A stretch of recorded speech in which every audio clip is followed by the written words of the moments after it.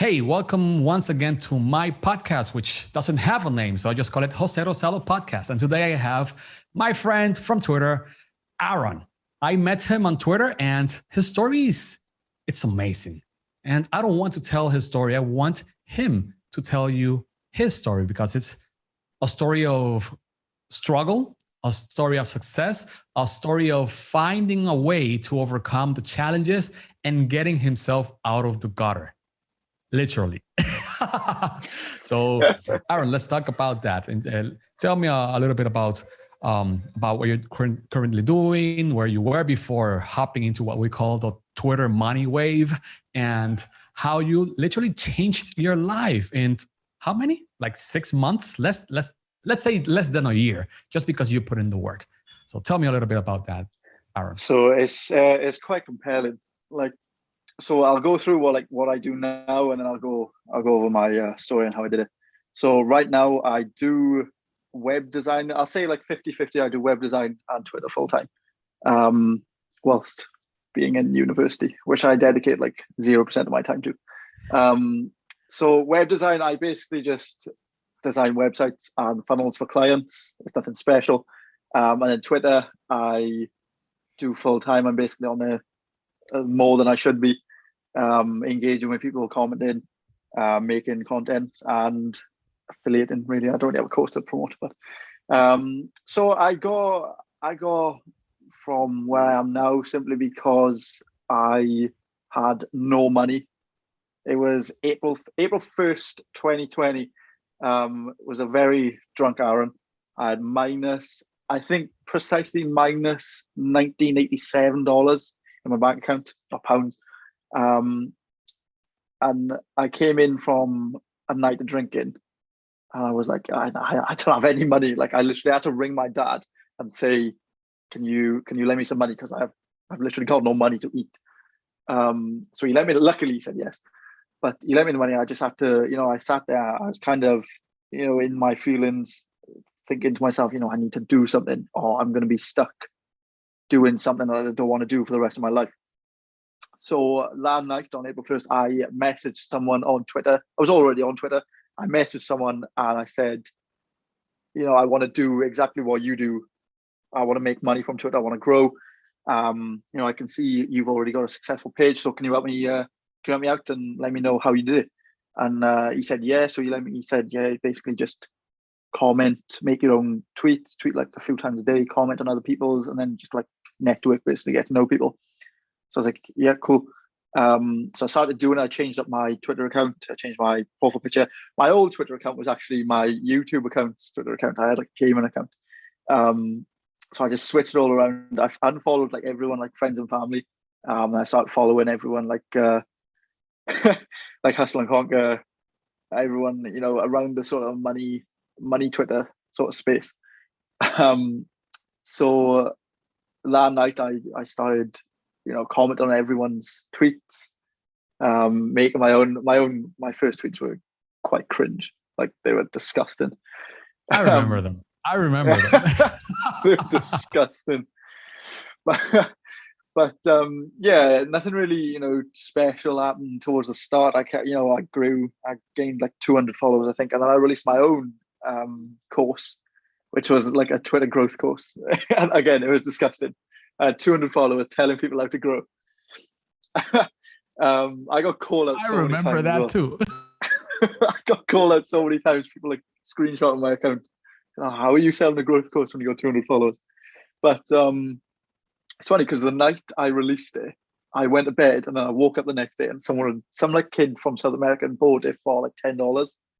And I was like, oh, that was like the best feeling, because like someone had bought it. But yeah, again, I fast forward a few months, I kept growing my account. I kept selling that course, and then I released another one, which is like a beefier version of my first one, but it was like much more, in detail and in depth.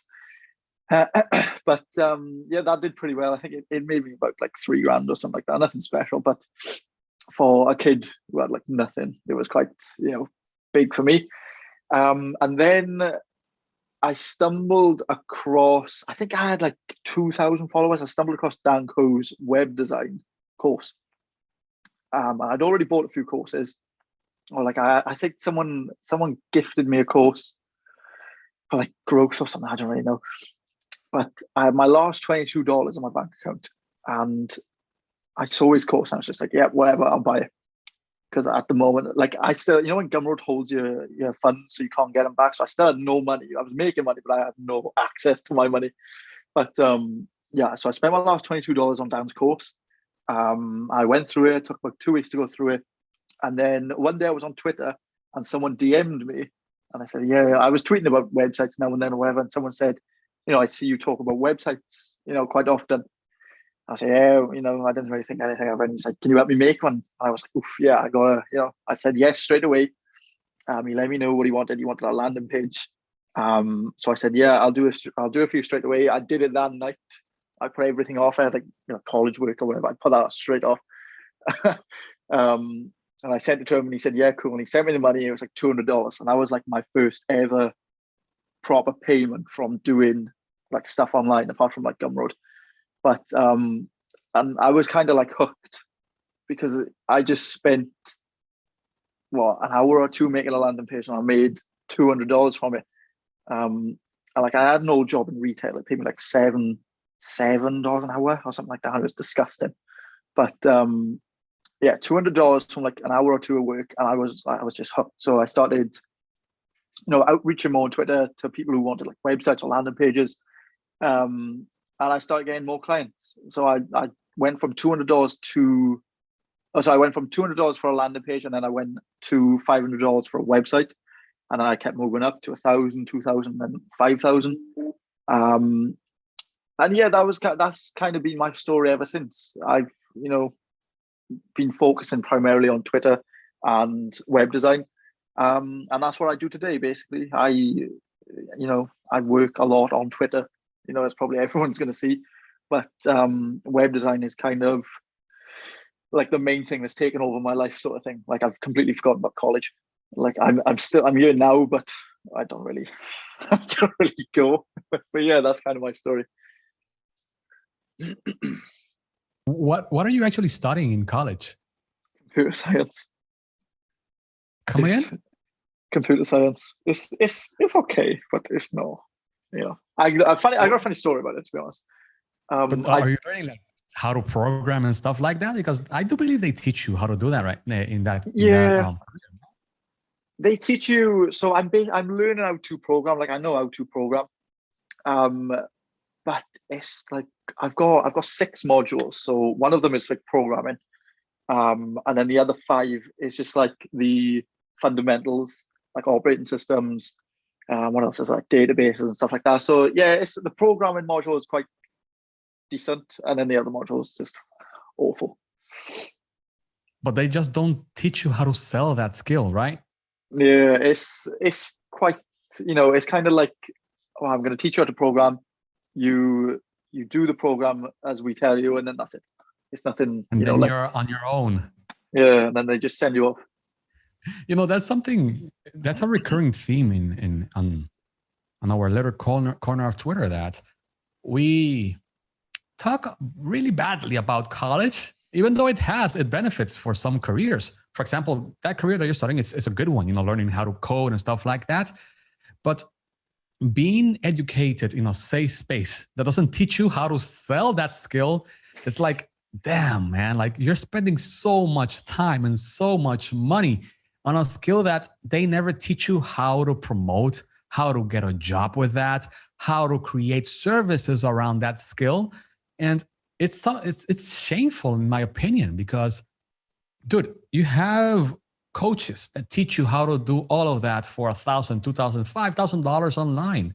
Meanwhile, the college, because it has all the credentials and the social proof, and the society just approves of colleges,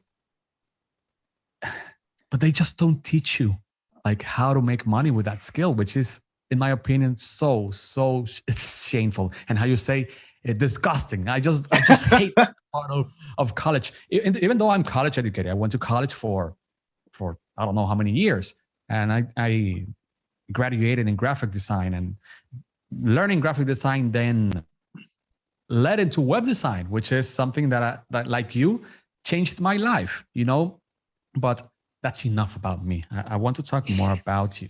You're a very prolific Twitter content creator. I don't like saying content creator because I do believe content creator might devalue the work that you're doing, but I don't know how to say it.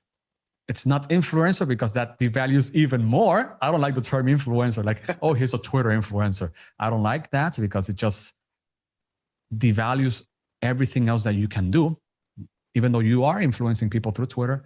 But you're a very prolific Twitter. You tweet a lot and you ruffle the feathers of a lot of people, Yeah.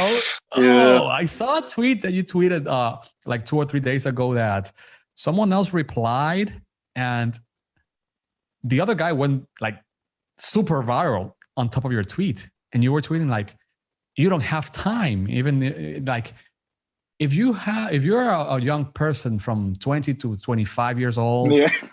yeah. You don't have time or whatever. And this guy replied, I started my career at 29 and at 32 is when I had my first break. You have time. So would you like to talk about a little bit of how you ruffle people's feathers and get their hair on fire without being offensive? Because you're not offensive on Twitter. Like, you're as vanilla as they come. You're not shedding on people. You're not accusing them of stuff. You're not talking about politics.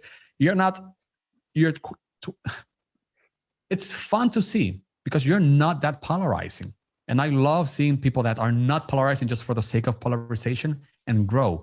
So would you mind telling me and the listeners, like, how do you come up with these ideas that make people mad, even though the ideas are, when you read them, they have wisdom and they're like hardcore truth. Tell me more about that process. To be honest, it's not like I don't even try to be like controversial or polarizing. I don't tweet with the intent of being like, oh yeah, this is gonna annoy a lot of people.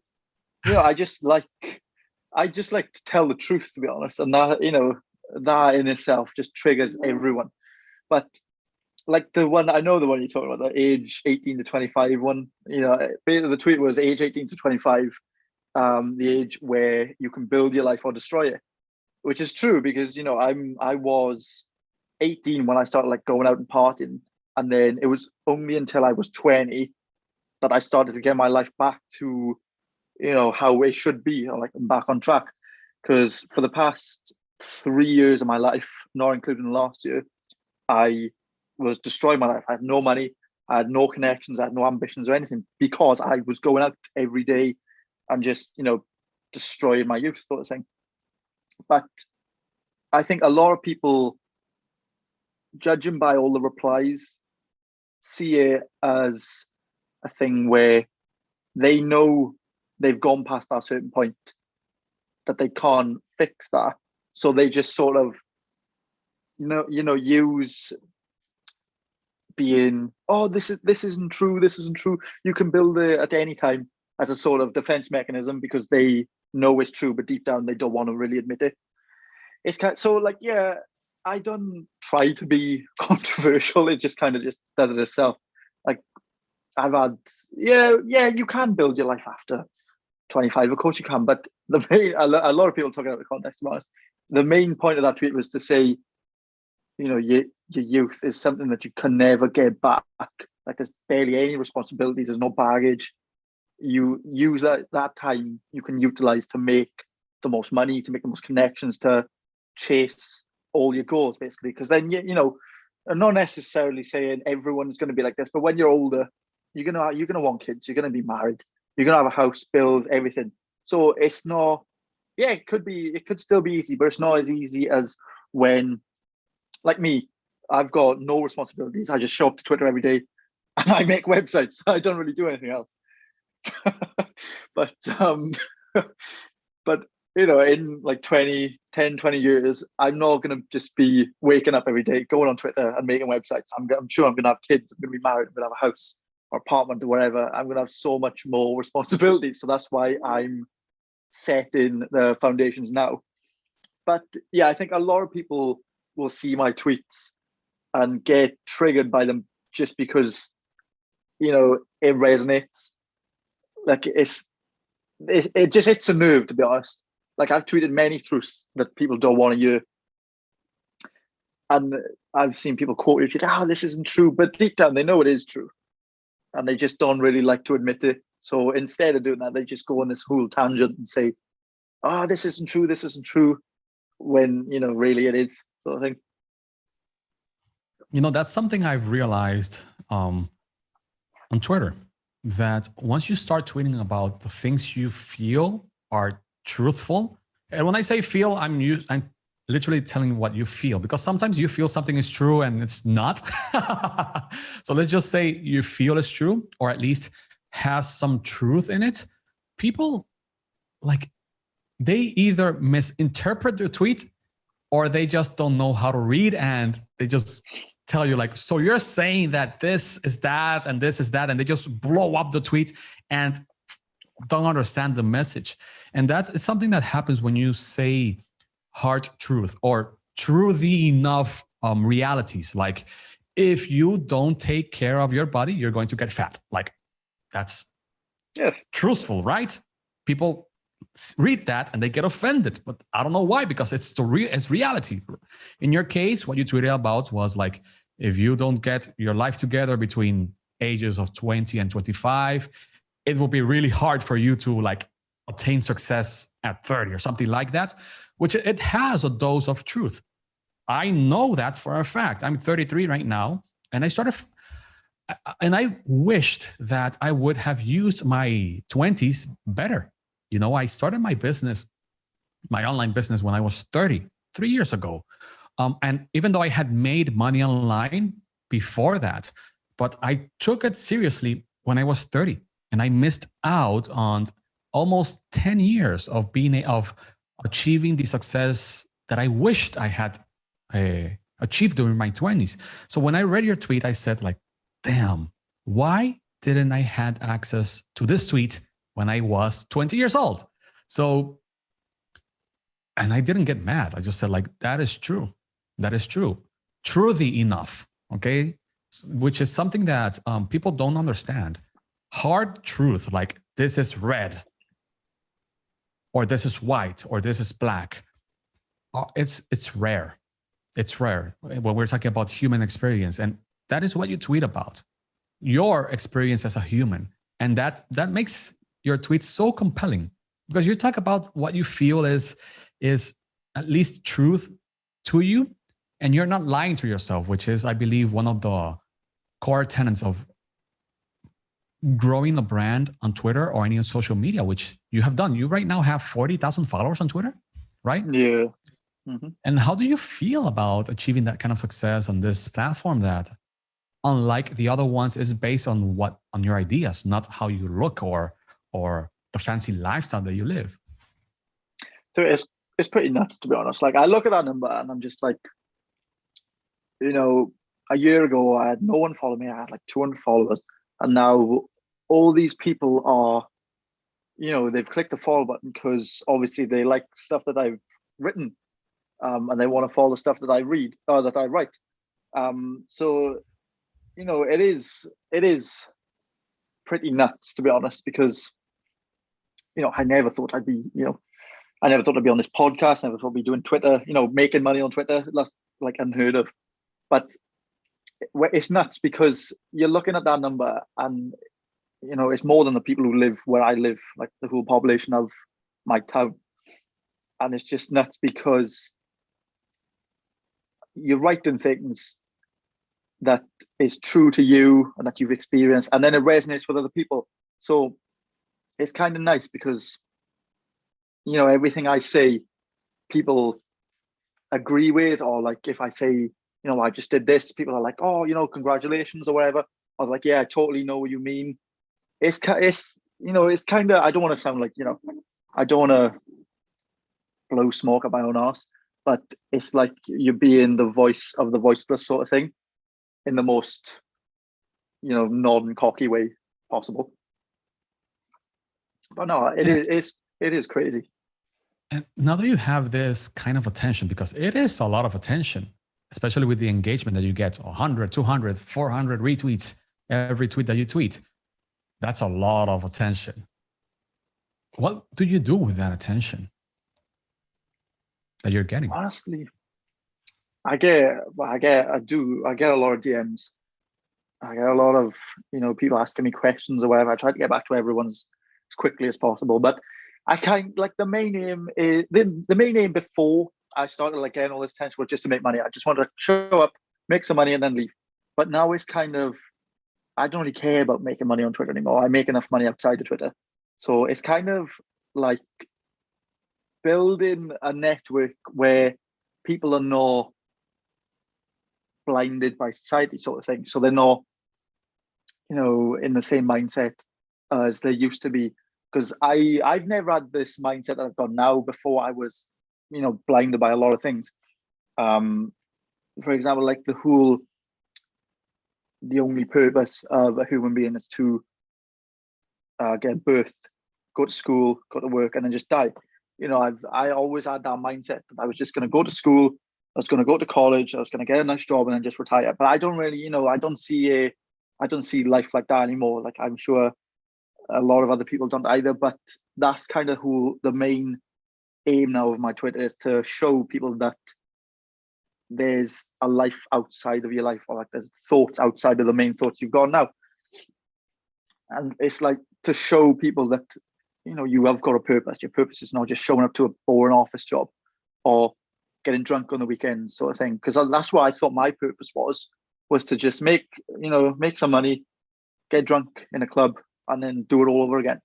But I've helped a ton of people. People are like, oh yeah, I don't know what my purpose is, or I don't know what I'm doing with my life. I'm stuck in this, doing this, and I don't want to do it. And I just said, right, chill out. Let's take a look at what you want to do. Let's take a look at what you think on this. And then they've DM'd me like a few months later, like, oh, thanks, I'm doing this now, I'm doing this. I'm much happier. And that's kind of all I really want to do. So it's not really about the money anymore. It's kind of about making a change to everyone who kind of needs it or wants it. It's beautiful what you just said of, dude, I got into this to make money, and now it stopped being about the money, which is very similar to the same process I went. When I got into Twitter, I was broke as hell, man, like really broke. And out of desperation, I started selling my graphic design skills. And well, that first month was revealing, to say the least.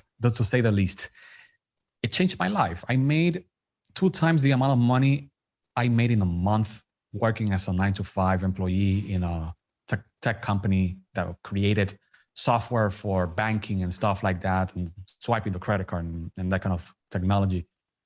I made us 2 times the amount of money in dollars, which is great because, as you know, I live in the Dominican Republic, and earning in dollars and spending in pesos is like good.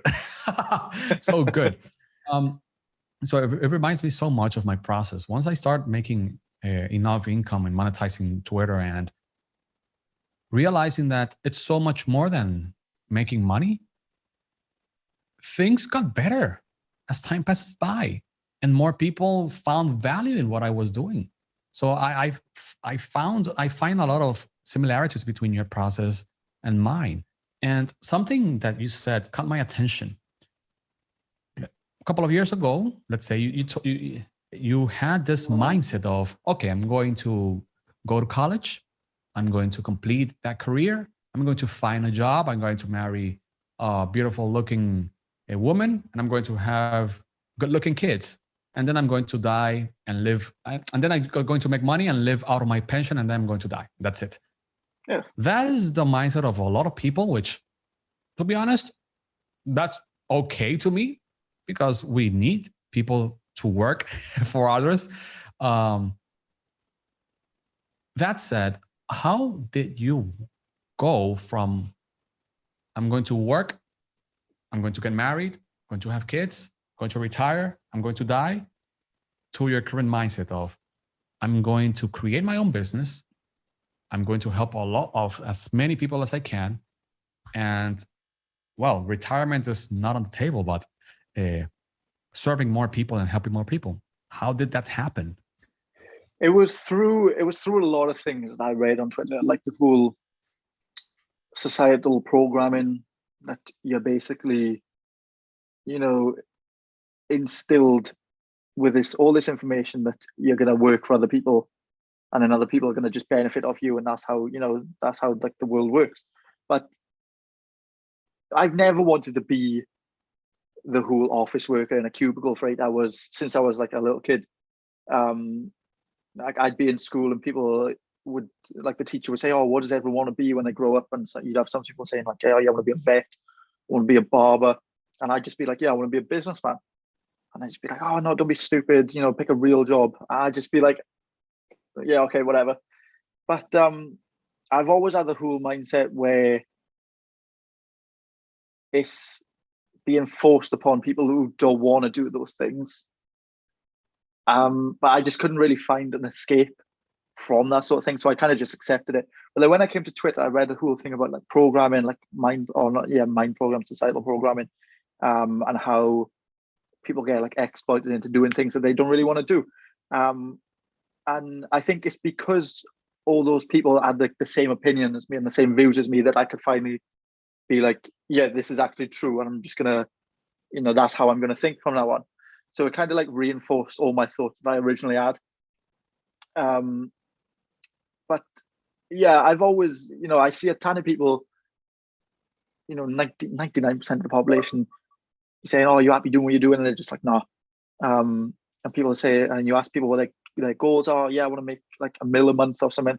I want to, I don't know, I want to retire my parents. I want to go live here." And they, you say, "Well, what are you doing to achieve it?" And they just go, "Nothing."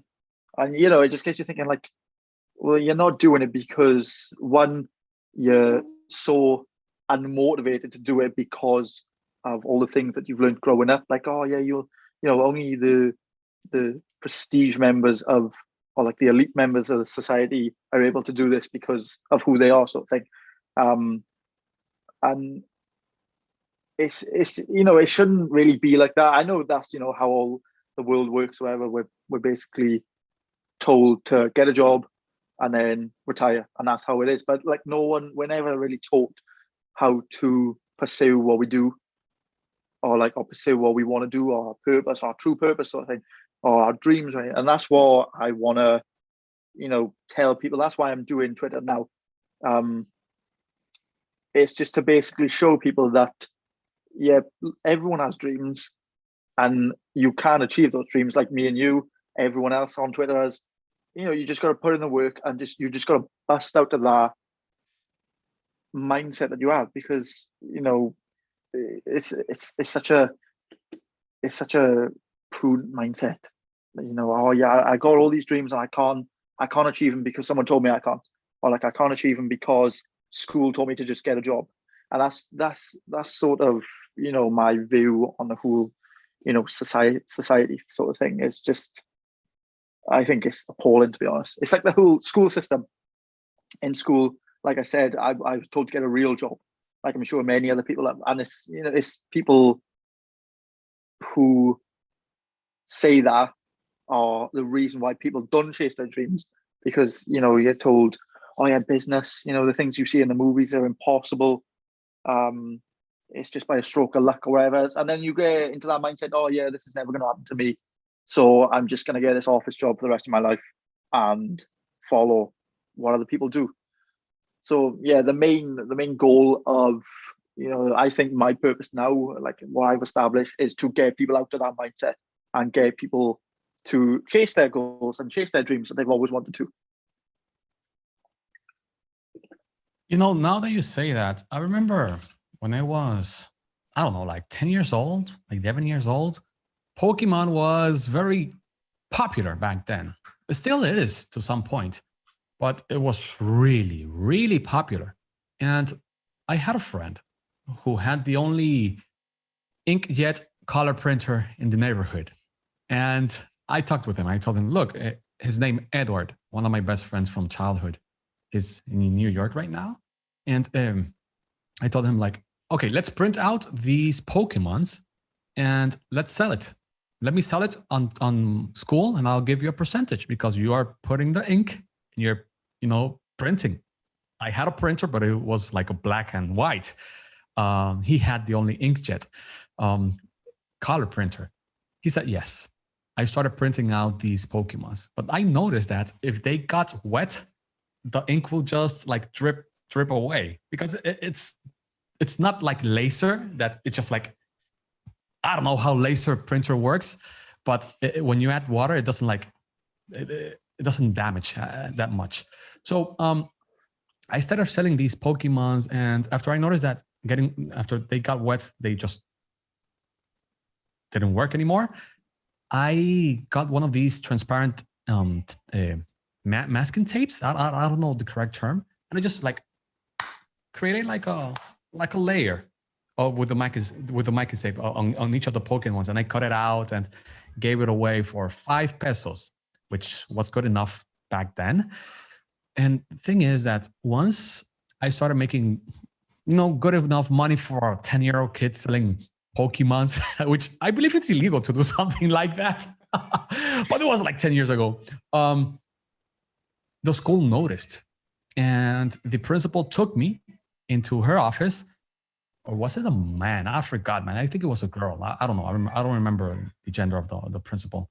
But I remember how I felt after this person told me, you cannot do this here. Stop it. And you're grounded for X amount of whatever. And I had to do some chores and stuff like that. So this person literally destroyed my entrepreneurship spirit with some stupid, dumb words that were basically instilled in her from her childhood. That programming that you talked about was force-fed into me. After that, I stopped selling stuff on school and even outside of school, because it seems that selling, at least in my mind, my 10-year-old mind, was bad, was not good. So I stopped selling after that. And it took me years to start selling once again. And it was uncomfortable at first, all because this person did that harm. And I know that she didn't do it it was not intentional. She didn't want to harm me. It was just the rules of the school not to sell stuff.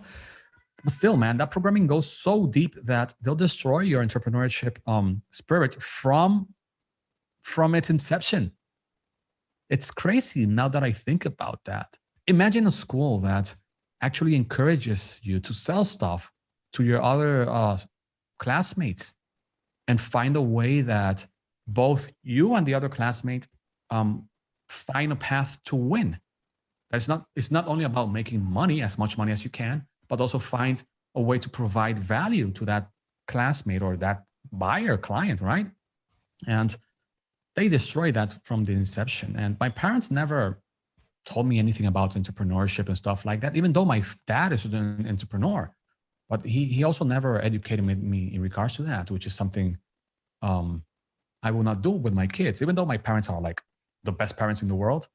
So I'll just try to be better than them, which is really hard. It will be really hard being better than my parents. But at least I, from all the lack of knowledge that they failed to instill in me, now that I know that all the things that I lacked as a child in regards to knowledge, I'll try to, teach it to my kids. So if they ever get caught selling Pokemons illegally at school and they get caught, I'll just say like, dude, okay, those are the rules of the school, and that's okay. You can follow those rules, but don't let them destroy your desire to achieve the kind of success under your own terms. Would you agree with that? Yeah, 1,000,000%. I would do the same. I'd probably say just don't get caught. But I definitely think kids, like, entrepreneurial spirit is neglected in schools. I got 2 funny stories. So my first sort of entrepreneurship or entrepreneurial spirit was born in school. I wanted something to eat, but I don't think I could afford it. My parents didn't give me enough money for it. So I had a friend in a class who was writing with his pen, and they went to the toilet. So I picked up the pen and I like stood on it and broke it. And then when they came back, they was like, "Oh, where's my pen?" I'm like, "Oh, it fell off the table and broke." And they were like, how? Because it was like a plastic pen fall on like a concrete floor. I don't think it'd break. But I said, "Oh, give me 50 pence and I'll repair it for you." And he's like, "Oh yeah, okay, whatever." So he gave me the money and I repaired it for him. I literally just twisted the top back on and I gave it back to him. And I made 50 pence and I could afford the food. And I was just like, I just made money by breaking a pen and then repairing it. So that I kind of started doing it to everyone. I just started like, snapping their pens and repairing them. And And they you would should give me be a money. journalist, man. Making people sick and fearful and then sell them the the solution. But I stopped doing it because I got caught one time. You know, I suppose it's not really anything to do with like societal programming, but someone told me like snap pen. They were like, "What are you doing?" But that was like my first sort of journey into business. But I had a friend who would sell or like snacks during like lunchtime or whatever. He would go to a store and buy. I think he'd buy like sweets, and he would buy like chocolate and things, and then he just drinks, and he just sell them at lunchtime. And he got caught this one time, and they said to him, you can't be doing this. You can't be selling like black market things in school. I never understood why he's not. I suppose it's hurting the school's sort of cafeteria money, but they took all the stuff that he bought and then they put it into like the vending machines in the school. And I was like, they basically just robbed him and then used all his stuff to make more money for them. So that was kind of like the moment where I was just like, it's kind of, they don't really like people doing business in schools. But like thinking back, I don't know why you're not allowed to like sell in school. It makes absolutely no sense. Like it's not hurting anyone. It's the same as going to a shop right now and then just going and buying some Doritos or something. It's no different. But I have no idea. But it's funny you mentioned the whole, we should get taught about like finances in school, because I was talking to a friend of mine the other day and he said like, oh, if you got any goals for like the long-term future. And one of my, probably the biggest goal I have, it's not doable yet, it's probably in like 10 years or something, is to open up a school where we teach literally nothing that normal schools teach. So no like triangles, no squares, no shapes or geometry. It's pure actual skills that we should already be being taught in school. So like financial literacy, martial arts, like relationship taxes, property, anything that we can actually use that's not actually being taught in school. So that is like one of the probably my biggest goal that I've got. Like I'm sure after I like amassed a couple of million or something. But yeah, I want to do that because I feel like we get taught so much crap in school. Like, I can't remember it, basically. I remember like how to read and write. That's like the only fundamental thing. And some basic math skills. But apart from that, like I can't remember basically anything I was taught in school. So yeah, I think building a school where the kids get taught actual meaningful life skills is, it should benefit at least someone. You'll And have to buy oppose it. off a lot of politicians, I know. Because, It's worth it. most countries have the common core stuff. Like this is what you need to teach in all schools. And on top of that, you can teach these other stuff. So you'll have to buy a lot of politicians and pay a lot of lobbyists to help you out with that. So it's a big goal, man. I wished private school at least could do more, but they at the moment they can't. It's an unfortunate reality that our governments basically force hand schools to teach them bullshit, man. And sometimes they even remove the actual, how can I say this? The actual good things. For example, here in the Dominican Republic, the dumb Minister of Education removed one of the best books we had to teach students how to read. And now the amount of kids that know how to read by, I don't know, first, second, third grade, I don't remember which grade, dropped like a rock, like drastically, because the dumb Minister of Education said, oh, that doesn't work. This is better. But what he thought is better and what he thinks is better actually is dumbing down my countrymen, people, and the kids that are growing up without learning how to read. So the literacy in the Dominican Republic went down the tubes because one dumb guy believed he had the solution to teaching kids how to read, and he just messed up. And politicians are very proud people, and they don't like admitting that they've screwed up. So we are still struggling with getting kids to learn how to read, unless you are in a private school where they will actually use the good books and the good materials. Public school, you're not going to have a nice time learning how to read, and it's good that you're talking about financial literacy and stuff like that, because I was reading a book yesterday and he gave two really stark example of how this guy, he was like a janitor and he died with an 8 million net worth, even though he had a really low paying job as a janitor in JC Penney. And he died with 8 million net worth and a lot of money in the bank and a lot of properties and stuff like that, even though he had a really low wage. And he compared this guy with a millionaire who bought everything and was like boasting his lifestyle, buying expensive clothing, expensive cars, expensive mansions, and throwing big ass parties. And then the stock market screwed up, everything went down, and he lost everything. Like literally, he lost all of his investments. And during the same time, by the way, and the author of the book, I forgot the name, I need to find it, was telling like how is it possible that someone who doesn't have like a university career and is just like mopping the floors at JC Penney was able to outperform someone who was like excessively educated, went to the best colleges, and screwed up. Like, how is it possible? And the author continues saying, like, this is something that you don't see in every industry. Like, for example, you won't see someone doing like a heart operation if they don't have the credentials, and they won't even be able to do it because they have to go through years of medical school to be able to pull that off. Or maybe you, for example, you are into sports.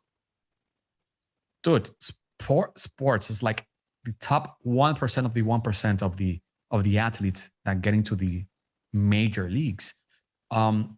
You also don't see that in sports or any other industry.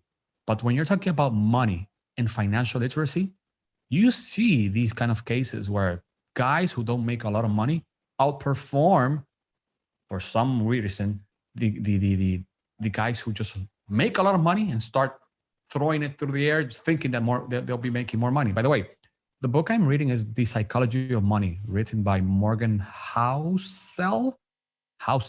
Or House, I don't know. I highly recommend it. It's really fun to read. But imagine school teaching us how to manage our money. Imagine school teaching us like copywriting or web design or these modern skills that make money. Automation will come and will destroy a lot of blue collar jobs. And we've seen it. We don't have guys planting a lot of trees anymore. We have the big ass machines planting all the tomato stuff and reaping all the stuff from the wheat and stuff like that with big ass machines. That will happen with a lot of jobs too, because we're not training people with modern skills, copywriting, web design, video editing, and technological stuff that requires a lot of creativity. It's a shame. Wouldn't you agree? Yeah, it is. But I believe that they, like, schools, they just won't teach. It's not that they can't. I believe that they can, but I just think that they won't, because I honestly believe, I strongly believe this, that school's main purpose is to teach you not how to like survive or to make money. It's just to get a job. It's just to get a job and then provide for those who are, like the elite. It's got nothing to do with, we want the best for you in your life. It's just pushing you into that maze that you help other people with, and then you just get out, and then on the other side of the maze is just death. I honestly believe, like, from day one, that school has nothing to do with putting the students first, and it's just to teach them how to get a job. And that's why I think that's why college is pushed so much, because a lot of jobs now require like degrees, and unless you go to college, you're not going to get that degree. So that means less people working for massive corporations and companies. So I think that's why college is pushed so much, because one is a huge, like I said this a lot of times to some people, college isn't like a financial, like an educational institution. It's a financial institution. It's a business. You literally pay to get taught.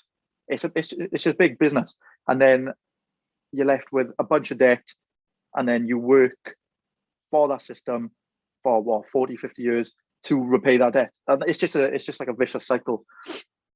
So it's like you're essentially paying to get into debt. I just yeah, I'm in college now, but if I had to redo like the sort of last 3-4 years of my life, I would never go to college. I would have started something in business, got into business entrepreneurship, and I would have, I would never have touched college. I probably would never have touched high school. The only thing I can say primarily about college, why I like, is the networking sort of thing. That's the only good part of it. Like, I've met some of my best friends in college, and I've met some really good people in college, but like that's the only sort of thing that I find beneficial about it. Like apart from like medicine and like law, but that's, if you go in there to study like art, there's not really a point to studying art. I don't know why you just go paint a picture. But yeah, I would know about that because I studied graphic design. But yeah, I definitely think that financial literacy should be taught in school, but it's not, not because they don't want to, or not because they can't, but because they don't want to. I think there's definitely someone pulling strings saying, no, don't teach them that, just teach them how to do this, and they get a job, and then that's it. So let's say that let's go back 3 years in your life. Okay, you were in a different spot, in a different situation. Your life was not as good as you have it right now, and you're struggling to change your mindset, and you're struggling to make money, and you're struggling to take yourself out of the gutter and getting drunk on the weekends and just screwing up your life. And now let's imagine that someone else was going through that. What would you say to that person? It could be your past self or someone who's going through that same situation. What would you say today to that past person or that potential listener who's listening right now, who's going through a similar process? I would say 3 years ago today was just before I was about to start college. So, I didn't really know what I wanted to do, to be honest. I had the sort of end goal in mind, but I didn't know really how to get it. So I just thought, college. I wanted to do something in business. So if I could go back 3 years and say, do something to get to where I am now, I'd say, write everything you want to do down now, everything in terms of like goal wise. So I wanted to start a business. I wanted to make a ton of money. Write it down, and then you've manifested it already. And then the next step, I'd say, research a bunch into what you want to do, research how to do it, whether if you come to Twitter, if you go on Google, whatever, research how you do it. And then after you've researched how you do it, you know exactly what you want to do, and not so much necessarily know how to get there, but know the kind of correct steps. Invest in information that can get you there. So courses, whether it's course seminars, anything, course seminars, books, videos, anything, and then learn how to do it. Because it's easy to just go to college and then spend like $100,000 to get a degree and then go into something you don't want to do. But I say it's easier. It sounds difficult, but it's easier to sit in for like a night or two, write everything that you want to do down, research how to do it, and then study some things outside that's not college or that's not, basically handed to you, like courses or whatever. It's much easier to just, go the way that you're dreaming of going than go in the way that other people want you to go. Because if I knew what I know now back then, I would have jumped straight on Twitter. I would have networked with a bunch of people. I would have bought a course, and then I would have been set, and I would just start working from it. but I didn't. So what I would say to everyone listening is, if you're struggling to find your purpose, or struggling to find anything that's helping you to reach your purpose, jump on Twitter, follow a bunch of people that's, where you want to be. Because everyone I follow is someone who I look up to, and they're exactly what I want to be in life in like a few years or whatever. Follow a bunch of people on Twitter that's in the position that you want to be in a few years, and then learn from them. Like I did the exact same thing that I'm talking about now with Dan. I followed Dan on Twitter. He was, he had a similar story to me. He was in debt, and then he got out of that debt by doing web design. So I thought, why not try web design? And now that's what I do full time. But it's because of the action that I took last year, the whole going on a self-discovery and self-help sort of path, that is where I am today. So yeah, jump on Twitter or whatever you want, Instagram, I guess. I've never really been on Instagram, but jump on Twitter. Twitter is hands down the best place to, find yourself and free yourself from like the life that you don't want to live. But jump on Twitter, follow a bunch of people, learn from them. If they got courses or whatever, be careful, because some are quite dodgy, but buy some trusted courses. And then go from there and just start learn how to make money from it. And then, you're set. Yeah, you can do whatever you want, because, I think a lot of people can't attain freedom or do, follow their dreams because they don't have any money. So as soon as that money thing's out the way, then you can just go and do exactly whatever you want to do in life. I 100% agree with that. And, when I started out with social media, I remember, as I told you, I was really broke. And, but still, I wanted to get fit. I wanted to lift weights, and I wanted to feel better about how I perceive myself in the mirror. And I found this guy, his name is Alexander Cortez, who later became a client and later became a friend. And I bought one of his ebooks like for $30, $40, which is, $30, $40, it's like not life-changing money. But when you turn that into pesos and you're broke, that's like, I don't know, man, like 3,000 pesos. So it's expensive for where I live. But still, I said to myself, I want to get fit. I want to lift. I want to go through that program, and I want to learn. And I did the best to scratch that money out of nowhere. I dig a hole and I found the money.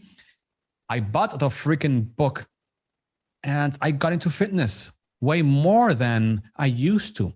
And my life, of course, with time changed, because I started taking into consideration that if I can get fit, if I can get more energized through fitness, I will be able to perform better. And if I can perform better, I can increase my income.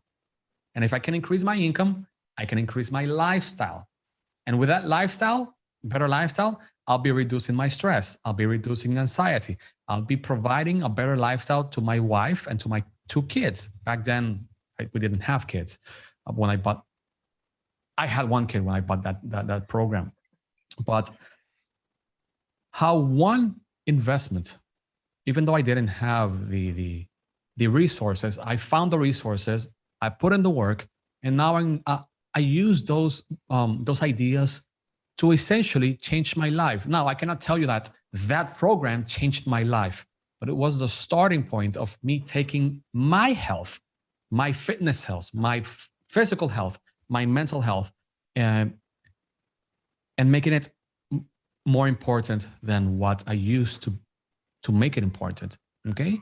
So it's impressive what you can learn from other people, and not only from their courses or programs or ebooks, but also from their information that they post for free online.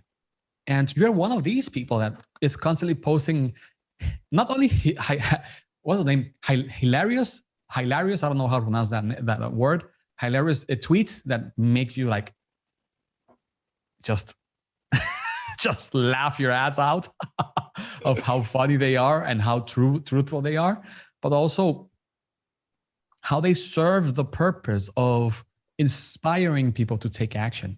And there's something that a lot of people don't understand about the motivational way of providing value, is that if you can get someone to stand up from their chair and take action, that is more valuable than any other thing you can teach them. Because in the end, what separates the loser from the winner is that the winner took action. That's it. That's it. That's the difference between a broke person and a rich person. The rich person took action and kept taking action until he reached his or her financial goals.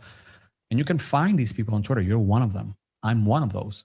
Many other of the guys that we follow are inspirational, and they also teach a lot of deep, valuable, life-changing ideas from how to sell, from how to make money, from how to better your relationships, from how to invest in the stock market, for example, or in Dogecoin or that kind of stuff. And you can subscribe to their email list and learn a little bit more about their life and learn about their stories and find inspiration in their stories and see yourself in them. And as you said, find people that are a little bit, are like in the place that you want to be, and find a way to reach that place or that level or that way of living. And, you know, we've been talking for around an hour. I usually like to keep these conversations under 60 minutes. So is there anything you would like to say to our listeners to inspire them to do, to take action? And even though they might not be feeling, you know, because sometimes you feel like shit and you just don't want to, you have any message to inspire them to get their asses to work?